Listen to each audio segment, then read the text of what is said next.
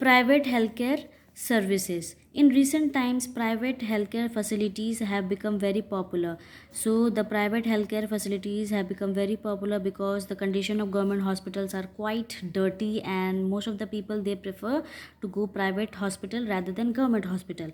There are specialty and super specialty private hospital offering better infrastructure and facilities. So, one of the reason why the private hospitals are being popular today now because they offer better infrastructure and facilities. Apart from these, private nursing homes and doctors clinics have also mushroomed all over the country, especially in urban areas. So there are different types of nursing or the doctor clinics are established where the people can go easily, and they are established especially in the urban areas, that is in the city. They attract more people because compared to government hospital they mostly provide efficient, clean and prompt service. So why the private hospitals are very popular? Because they provide very good facilities, okay, and the environment is very clean and prompt service. That means they have a very good service, due to which the private hospitals are more popular as compared to the government hospital. However, private healthcare facilities are more expensive than public healthcare facilities. So though it provides different types of facilities, but the private healthcare is more expensive as compared to the public healthcare facilities. Only the rich and the middle class people can afford it. So only the richer section and the middle class people, they can afford to go in the private healthcare. Only with a um, public private partnership we can provide quality healthcare facilities for all. So it is the duty of the Indian government and the private, you can say, people who are very rich enough, they can have a partnership, and hence they can provide a quality healthcare facilities for all at a very minimum rate. So this is a private hospital. Other functions of the state government: land reforms. The state government takes various steps to protect the interest of the farmers and to improve their condition. So the state government, they takes various steps so that they can protect the interest of the farmers and to improve their condition. Some states such as Kerala have provided landless agricultural workers with land to cultivate. So in some states, that is in Kerala, they provided landless agriculture workers with land so that they can do agriculture, that is they can cultivate the crops. To prevent exploitation, limits have been fixed on the ownership of the land. So in order to exploit the different landless laborers, limitation has been adopted by the many state government in order to ownership of the land, and hence they can prevent from exploitation. Such steps are known as land reform. So these are the different types of land reforms which are adopted by the state government in order to protect and to improve the quality of the or you can say improve the condition of the farmers. Education: the state government runs many schools and colleges at a village and district level as well as in cities. So the state government, they run many schools and colleges, especially at the village and the district level, and even in the cities too.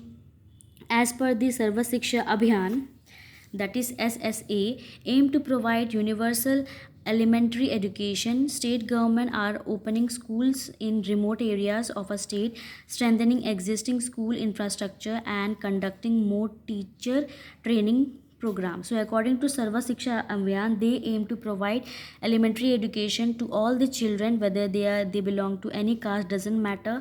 And even the state government, they are um, opening different types of schools, especially in the remote areas, that means in the village areas, and they even trying to build the different types of buildings and to train the different types of teachers who can teach them. So these are the different types of aims of the Sarva Shiksha Abhiyan.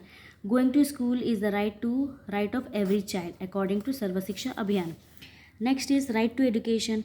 The right of children or to free and compulsory education act came into force from 1st April 2010. So in the year 2010, especially on the 1st April, the right to education to free and elementary education act was passed. It is a duty of the government to provide elementary education to every child in the age group of 6 to 14 years. So according to this act, it is a duty of the government to provide basic elementary education to all the children, especially between the age group of 6 to 14 years. The government will bear the cost and responsibility of getting a child admitted to school and also ensuring that he or she complete 8 years of schooling. So it is a duty of the government to bear all the cost and responsibilities of all the children whether they are admitted in the school, and even it is a duty of the government to look after whether they have completed their 8 years of basic education. Under this act, no child will be denied admission or asked to take an admission test. So according to this act, no child is, or you can say, rejected to get admission in any school, or even they are not you can say forced to give admission test in order to get admission in any school, especially in the government school. Children with disabilities will also be admitted in regular school. So the children who are with disabilities, that means who cannot work, they are in the wheelchairs, they are also admitted in order to get a regular education. Right to education had been a part of the directive principle of state policy but was not enforceable. So the right to education was a part of directive principle of state policy, which we have already discussed in this chapter, but it was not enforceable.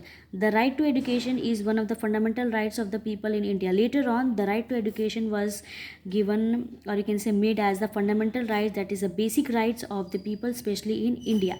So the right to education is the right of every child, whether they belong to any community, any place, doesn't matter. All the people, all the child will get the basic education. Shiksha ka adhikar.